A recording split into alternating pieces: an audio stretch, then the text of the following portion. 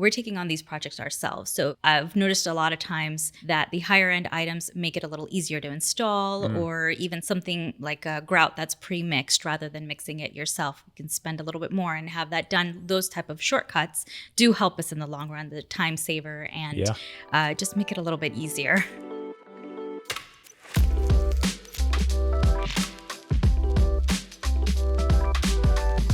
Welcome back to Retail Oriented Retail Fans. I am your host, Mike Fowler. I am the VP of Retail Strategy here at the Sales Factory. And we're really lucky because today on this episode, we're joined by not one, but two special guests, Anjali and Janae. Thank you so much for joining us. Anjali and Janae are first-time home buyers.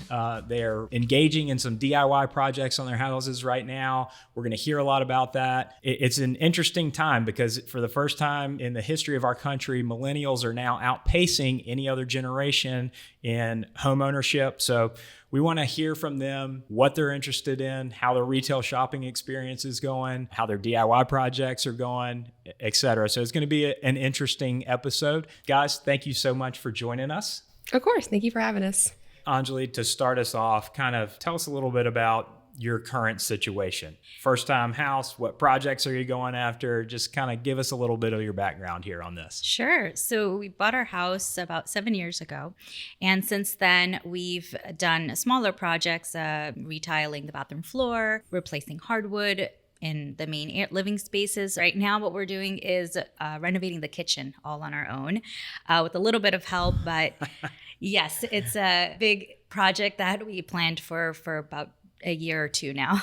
Wow. Yep. That's a big undertaking. It is. All right. We're going to ask some more questions about that. Janae, so tell us a little bit about your project. Tell us about your house. What are you undertaking today? Yeah, sure. So we bought our house about 2 years ago now, pushing on 3 years.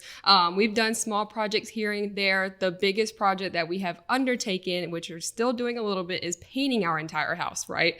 Which was really nice. When we moved to the apartment, we had some time between our lease and buying that we were able to paint without furniture in the house, which was really nice, very convenient.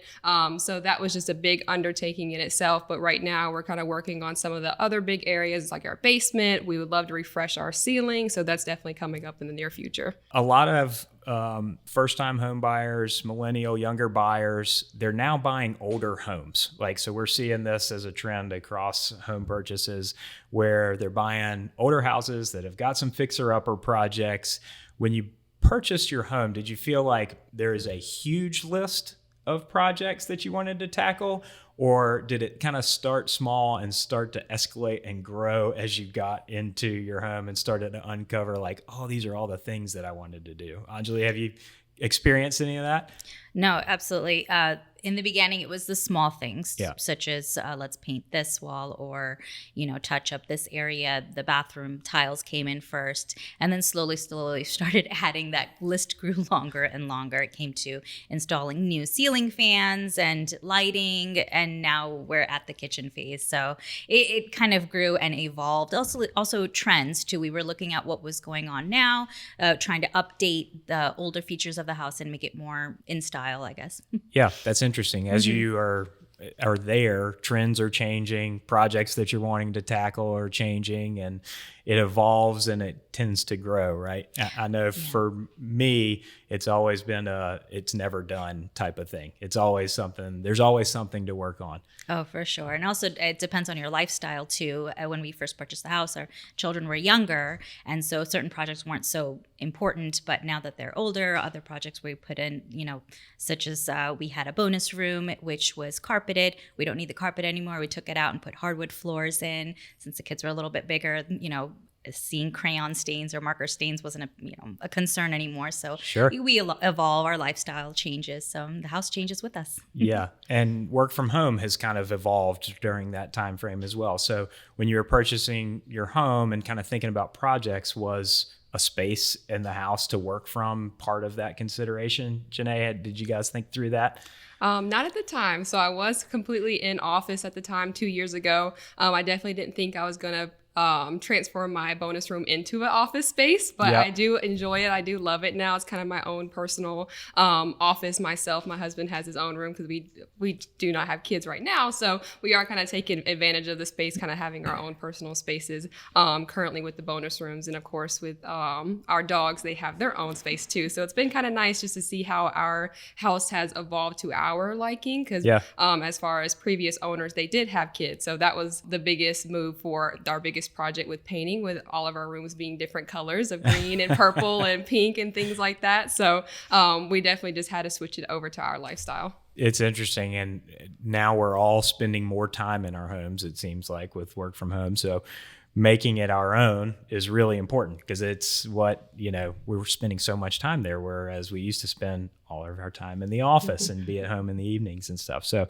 that's kind of motivated a lot of projects, I think, for a lot of folks. When you were kind of thinking about purchasing your home, to kind of step back, what was motivating the purchase? Probably the biggest thing that we had taken into consideration was the space. So we are big dog owners. We love our big dogs. But of course they do obviously take up a lot of space. So being in a 2-bedroom apartment, it doesn't allow, much space for them to run around. Even of course, being outside, they don't have their own personal space. So that was a huge drive for us to want to have our own home, obviously our own yard and things for them to enjoy as well. But also just looking for investment. So we, just based on what you had said previously, we were looking to purchase an older home that we could invest in so that hopefully, years down the road that it would be a really great return on our investment of time and profit that we put into the house. So I would definitely say those are the two biggest drives for our home purchase 2 years ago. So. Yeah, that makes perfect sense. Anjali, any other factors that you guys were thinking about as you were thinking it through? Other than kids growing up and needing more space, the big push was the low interest rate at the time. Oh, yeah. Our mortgage ended we remember those. a long time ago. But the interest rate was made it so that our mortgage was cheaper than renting. Yeah. So it was a no-brainer. Yeah. Mm-hmm. Yeah. Wow. That's changed in the past couple of years. But really interesting, like motivating factors. So you guys get into your homes, you start kind of getting settled in and start working on projects. What were kind of the big things that you guys wanted to tick off first? And then Anjali, you talked about kitchen and stuff now, but what are the things that you're thinking about now and next in terms of home projects and DIY projects? Janae, you want to start us off on that one? Sure. So, like I said, we still have some progression with the whole painting and finishing up everything. I feel like we feel pretty good as far as the upstairs go. We've done some kitchen renovations, not necessarily as much. I'm sure you'll talk more about it as well. But as far as appliance goes, just kind of getting everything updated since everything was, really out of date when we first moved in. But definitely tackling our basement. So it would be considered a finished basement, but we have completely replaced all the flooring. We wanted to do new carpets because, of course, we've seen that it was really outdated. I believe that they had also had dogs too, so you could tell it was just time to replace it. So we did that. And then what we're going to do next is sheetrock the basement because right now it's just fully brick. So really just kind of turning that into a really fun area for entertainment and things like that will definitely be a big project that we'll take on sometime soon. That's a pretty big project. Are you guys going to be taking on all of that project or some of it? How are you guys thinking about how you're going to tackle the basement? I believe that watching enough YouTube videos, I think we can kind of take on, but it just depends on as we really start to plan that project out just to see if we do need to contract any help out. But primarily, we will start that project by ourselves. Okay. That's cool. I want to come back to that YouTube comment because that's interesting in terms of how people are learning about projects these days. Anjali, what about you? What projects were kind of first on the list? What have you tackled and what's next coming down the pipe? And mention the kitchen too. That's a big one for a lot of folks. Sure. So when we did first purchase the house, kitchen was actually at the top of my list, but that wasn't something that we could tackle, especially with the young kids. It was not something we could do because we know we wanted to do it ourselves. So we did start with smaller projects, such as retiling the bathroom floor and then the hardwood floors and things like that, the ceiling fans. So the kitchen's going on currently as we speak. But the next project after that will be taking out the carpet that we have all upstairs and on the stairs too, and refinishing our stairs and make it look much nicer with hardwood floors and things like that. After that, I would love to see more done to the backyard too. So we want to focus on the outside of the house. Yeah. We always kind of think about projects that are happening in the home, but there's a ton of projects that are happening around the home, right? Tons of landscaping things and patios and fire pits and all that kind of thing to kind of make the outside fun and a great place to be as well. So pulling out carpet, refinishing hardwoods, are you guys trying to tackle that yourselves? Because that's a big project too.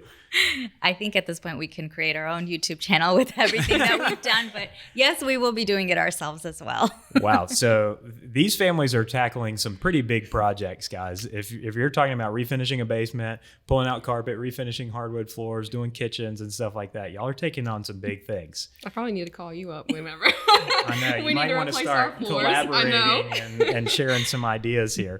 Talk a little bit about how are you learning about these projects? How are you making decisions about what comes next and where do you purchase, all those kinds of things? So how are you learning about them first? Are you getting inspiration from friends and family, online?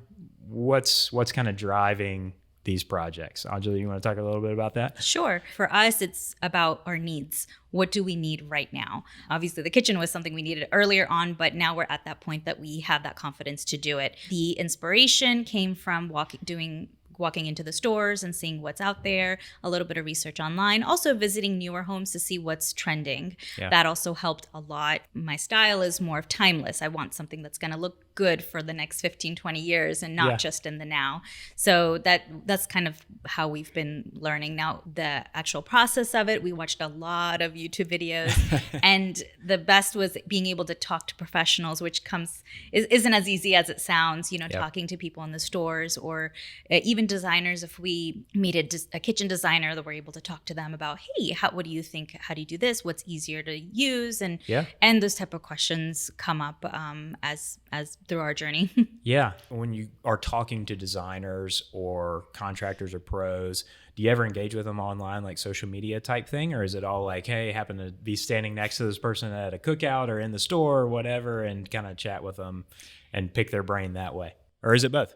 Not so much online, mostly face-to-face. If certain stores have services where you can talk to a professional or you can set up a design consult, that's where I like to get a lot of my information. Right now, what's happening is I'm picking backsplash and I'm talking to a designer and I like to feel the backsplash, look at it. How do I clean it? How do I install it? Those type of things.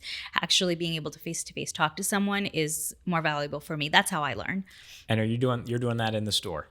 In the kind of with some correct. of their design services and stuff? Yes. That's impactful, guys. So as you're thinking about investing in what's happening at the store level, these designers and the efforts that retailers have made to put design services at the fingertips of all of their DIYers, it's paying off because you guys are actually using it. That's really interesting to hear. We always want to understand, like, what are all the initiatives that retailers are doing and putting out there, and are they working? Is it paying off in sales and learning and consideration at the store level? So that's cool stuff to hear.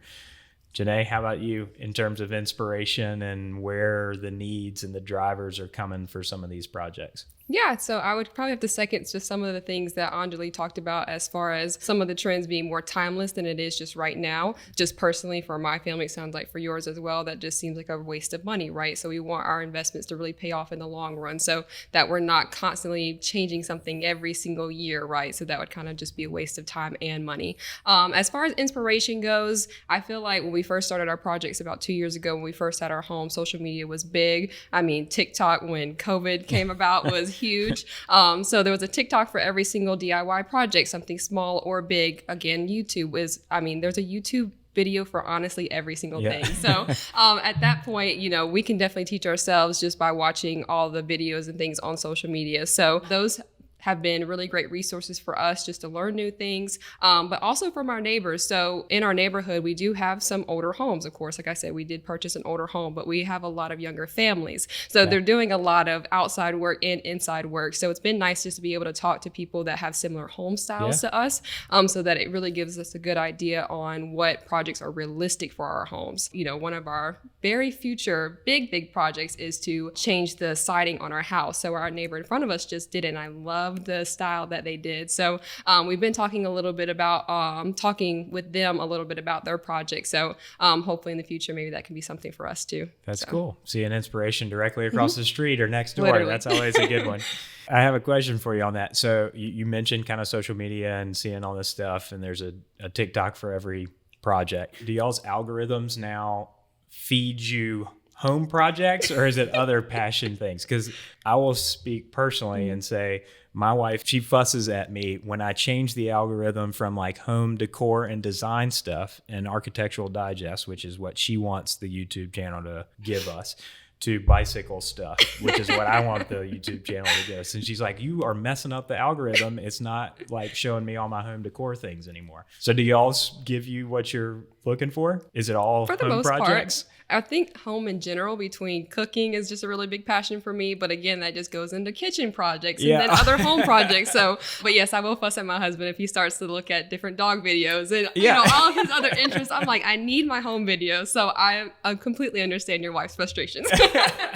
Well, the kitchen projects, that just sparks another project idea. It's like, I want to cook, but I'm going to need it to look like this in the background while I'm cooking, right? Talk us through kind of how you guys are making decisions in terms of purchases for these home projects. You kind of get inspiration. You're probably learning and asking people to figure out, is this something I can do myself, or do I need to hire somebody? And then you're thinking, okay, what are the materials that I need to complete this project? So how are you guys approaching the purchase process for these projects? Anjali, do you want to kind of start us off on that? And sure. Just talk us through like your decision tree a little bit. Oh, absolutely. Back to the Backsplash. One of the stores that we were looking at the tile, talking to the designer, they also offered those clinics, the how-to clinics. Yeah. And that was amazing because it really gave us the confidence that we can do this. They showed us what to purchase, how much we're going to need. They asked us our square footage of what the area of the project. And that confidence boost just helped a lot. Like, okay, we can have this, we can do this. And also we had a name to someone who is a professional. So if we had any questions, he was even kind enough to give us his business card that we can even call him mid-project. That's cool. Yeah. So that was very helpful and gave us that confidence that, yes, we can do this.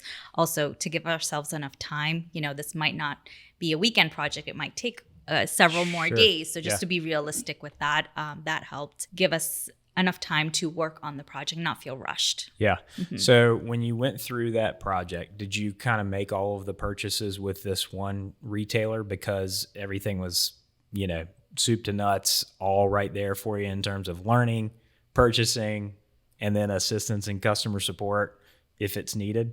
Yeah, absolutely. It's kind of like a one-stop shop. Why shop around at this point? We got everything we need. We just want to get our project going. So at that point, they made it so easy. They gave us a checklist, like these are the things that you're going to need and how much you're going to need it. And we just went from there. So didn't look at cost. If you are a merchant at a retailer and you're listening to this right now, you may be thinking, okay, there is value in helping to educate our consumers and helping them walk through these projects, provide them with a checklist. Here's all the things that you're going to need, because that stuff is turning into sales. For you guys, you made all your purchases at that one retailer. So that's good information. Janae, how about you in terms of how are you approaching, once you've decided you're going to do a project, how are you approaching, let's take the painting, for example, where you're getting your colors and your paints and samples and brushes and all the stuff that you need to do, because painting a whole house is a big project. That takes a lot of time and a lot of patience. So how are you deciding where you're going to get all your stuff to do that? Yeah. So I feel like when we first started our projects, just a couple of years ago, when we first bought the house, definitely approached a lot of projects through a trial and error lens. I think that me and my husband are just, those kind of go-getter spirits. Let's just go ahead and get it done. Yeah. There's pros and cons to, everything. So sure, there's lots of mistakes that we probably made when we first started, but I definitely feel like our approach with projects now is definitely taking a lot more time for preparation as far as going through different supplies, different brands. What are they going to offer us if we use this? Is it more cost effective? Is it going to be, can we reuse our paintbrushes instead? If you constantly are, painting, you think that maybe let's just buy the disposable ones. But if you're doing a whole house, that obviously is very costly. So maybe just, investing in some of those higher end products that you can actually reuse is actually better off if you're going to do such a large project as painting an entire house. So I have definitely tapped into lots of more professional resources when I do go into the store, just talking with them just to see their, their lens of expertise on different paint brands, or how I should approach this, or how many gallons. I would say yes. that was probably my husband and I's biggest thing when we first were, of course, purchasing the paint, is just underestimating how much paint we were going to need to use for, our entire house. So definitely we've learned from that, but, definitely the professional resources at the stores have helped a lot as well. That's cool. So when you're thinking about, you mentioned kind of, especially with brushes, being able to reuse, and so maybe purchasing a little nicer brush rather than the disposable or the cheapest option out there. When you were thinking about paint, how did you make a decision between, because I know there's a lot of different tiers of paint between good, better, best, extra best, extra best. Like they've made paint very complicated these days. How did you make a decision on like what was going to work best for you guys? And is it the same for every room, or did you make different decisions based on different rooms and different needs? Again, just kind of based on what I was talking about with the brushes, the two biggest factors is just cost and longevity, right? So as far as, all the random paint brands in the world, we wanted something that was going to be cost effective because we're doing the entire house. But at the same time, we probably are not going to switch up the paint anytime soon. We wanted it to be a timeless color that we didn't have to, constantly update. So as far as just primers go, we definitely seen that maybe it didn't have to be the most expensive, right? Because all it's just going to be that first coat of paint, but we needed a lot of primer with all the rooms being pink and green and yellow and whatever the case is. So we did. So that was obviously a necessity at that point, that primer. I know some people can get away with just the one coat of, whatever color that they're looking for. But with those harsh colors, not necessarily. So, but as far as our finish coat goes, we wanted it to be a little bit more of a higher quality, just because we wanted it to, last a little bit longer. So they might have cost, a few more dollars here and there, but I believe in the long run, it'll technically pay off. So. Yeah. What were the things that were helpful to you guys in making decisions about what you were going to purchase that wasn't an associate or wasn't a person that was directing to you? Was it packaging? Was it a commercial that you saw? Was it a YouTube? What were the things that kind of factored into your decision?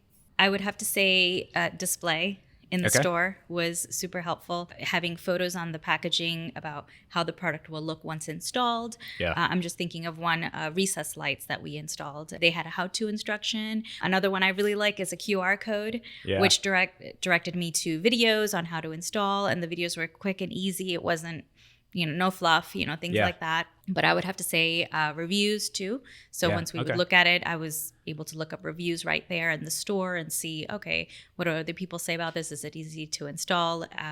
How does it work? And things like that. That was helpful in making decisions on which brand to use, which type to use. Did you ever find a product that you were interested in and thinking you were going to go for, look up reviews, and then change your mind? Yes. Yes. Tell me a little bit about that. Absolutely. One was faucets that we were replacing a faucet, and I'm in the store, I'm looking at it. It looks great. Display looks great. And I wasn't ready to make a purchase just yet, but I took pictures of what I liked, 2 or 3 of them. And then when I had more time, maybe the next day, I did look up reviews, and that deterred me from making the decision of buying that particular brand. So chose a different brand based on reviews. They matter. Yes, right? It's our current 2023, almost 2024 word of mouth is those reviews, right? Because we're not always talking to our neighbor every day or our family members. And so we're leaning on other people to get our advice on, is this a good decision or not? Janae, talk us through a little bit about what's helped you make your purchase decisions both online and in the store, other than the people that you've talked to. Obviously, you've talked to paint desk people, you've talked to probably pro desk and professionals as well. What are the other things that are kind of helping to influence your decision, whether it's packaging or videos or social or talking to a friend? What are the things, outside of the store and the store associates that are helping you make a decision on a product? I would say like displays and packaging is really important. Of course, I feel like we all navigate the world, of course, with our eyes. If it's eye catching, we're definitely going to lean towards it. But reviews are huge for me. So Okay. I promise you, I will never buy a product if it doesn't have a review. So Wow. Okay. because I think I have just had way too many bad experiences with something that may even have 1 or 2 reviews, right? Reviews are so powerful. I feel like they should be to everybody. I've definitely convinced my husband that he needs to look at reviews when he orders things too. But that has been the biggest influence on a lot of my purchases, especially weighty ones, as far as different, tools for projects or just in general for anything in our home at this point. But reviews are just the biggest motivator of our purchase at all. So. Yeah. So how are you making a decision, or are you making a conscious decision on when do you look at reviews? Do you look at them on everything?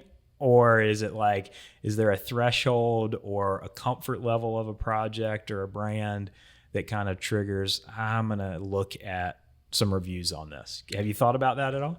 I'd say it would probably be the cost. Okay. So, I might not look at a thing. review for something that might be $5 to $50. Again, Yeah. it just depends on the product, but I would say probably in that range. Probably if I'm spending more than $50 on something that is either like a tool or something that I really need specifically for a project, I'm going to, want to look at the reviews for it so I'm not wasting my time and money for this specific tool for the specific project that I may never have to use again. So. Okay. Are there ever times when you're familiar with a brand and you've used them before, you had a good experience, and you don't look at reviews because you trust the brand? Sure. Definitely. Yeah. Okay. So if I already have kind of the experience of using either the brand or similar type products with maybe even the same brand or just products in general, I probably won't look at a review. So. Okay. So experience and trust can kind of factor into that as well, whether or not you're going to review it and research it more and kind of dig down deep. This is an interesting one, and this will peel back some layers of the DIY onion on maybe not the best experiences. If you had it to do all over again, purchasing your home, doing a project, would you do anything different?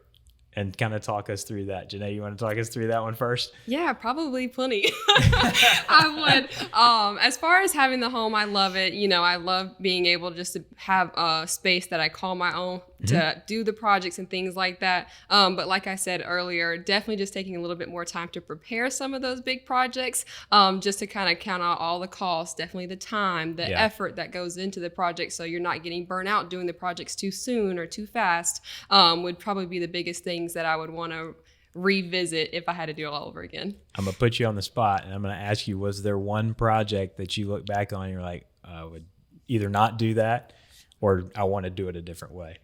I will say, so trial and error, right? So me and my husband started, we wanted to do like a little rock patio outside of our porch area, because we wanted to have a nice area for our grill and some other furniture outdoors. So we didn't use the best weed barrier for the area. Yep. So I'm sure you could guess what happened since we didn't do that, of course weeds were to grow over it. So that was a huge hassle for us to fix the issue, to redo it, dig up the rocks and things like that. So if we had to do that over again, I would have invested in a obviously very durable and probably much more costly weed barrier for that project. Yeah, that's a trial and error learning experience. That's not Definitely fun. That's not fun at all.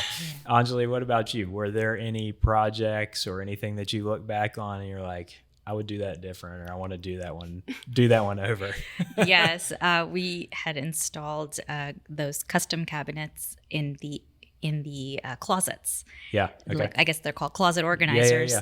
And we thought, this should be a piece of cake, and started nailing things in, only to realize, they're not on the studs, and we had to take things down. We had to open up the drywall, and it was a mess. A weekend project turned into 2 weeks. And so when we had started that project, we didn't do enough research at that time. So that happened to be the master closet too that we did. So it was the largest one. But since then, from everything that we did learn, we were able to tackle all of the other 3 other closets, and those were done in no time because we learned from our mistakes. But that's one that I would redo for sure.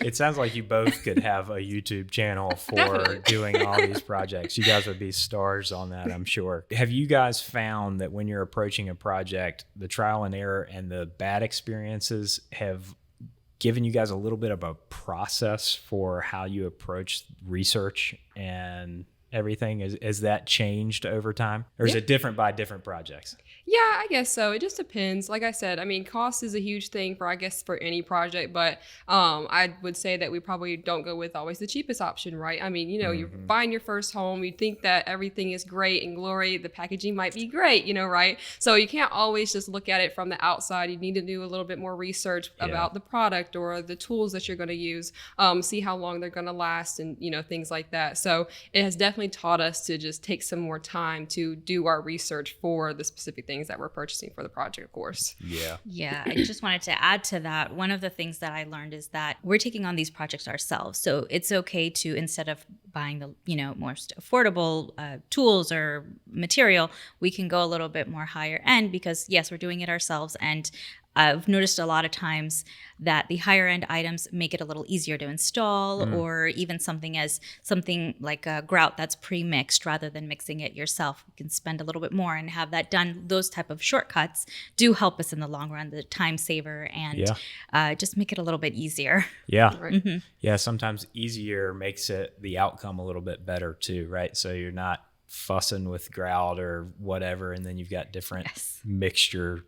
Anyways, yeah, that's a whole thing. This has been a great conversation, but I never let any guest go or two guests go without some hot seat questions. So I just want you guys to fire back the first thing that pops into your head, right? So, and since there's two of you, you got to both respond and no cheating. So don't think about it too much if you can help it. Do you ever miss apartment life, and would you ever go back? Absolutely No. Never, not even like, No. Okay. I need my Answered at the space. same I time. need my space. My dogs need to run around. They're my way privacy. better, when they have all their energy out, because they can run around in the yard. Yeah. And they have their own space, and all the maintenance issues that come with a home and taking that on yourself. I would never change it. Yes.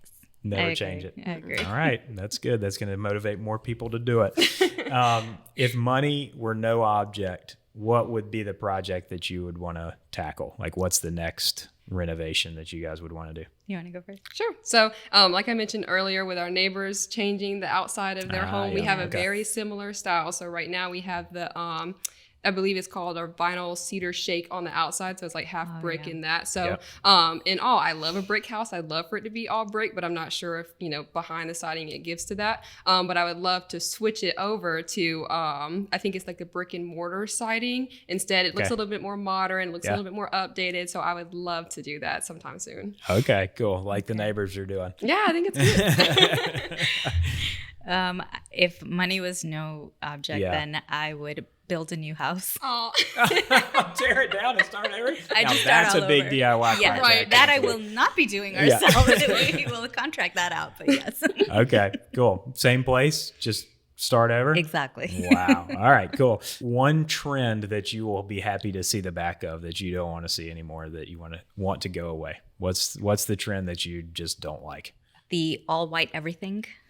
That is color is beautiful, so I don't know. I don't get the whole all white everything. I get it.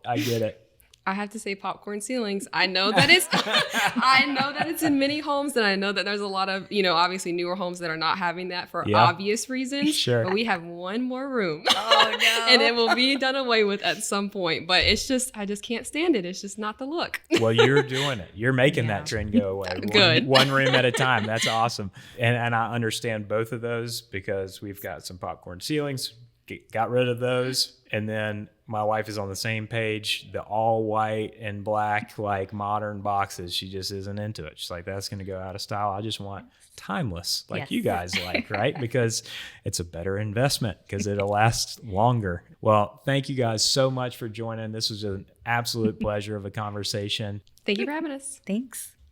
So there you have it, a great conversation with some first-time home buyers and really heavy DIYers about how they're making purchase decisions in the store and online, how they're utilizing in-store services that retailers are providing. Some great information for both manufacturers as well as retailers to learn about how DIYers are interacting with products and how they're making decisions in the store. We love to understand stuff like that, because it's all about the retail world. If there is anything that you guys would like to hear about in the retail channel, please reach out to us. My email is mike.fowler@salesfactory.com. leave a little comment in the comments below this video. And don't forget to hit the like and subscribe button, the little bell icon, so that you always know when there's a new retail-oriented podcast out there for you. And when you're thinking about the retail channel, don't forget, it's always about selling in and selling through.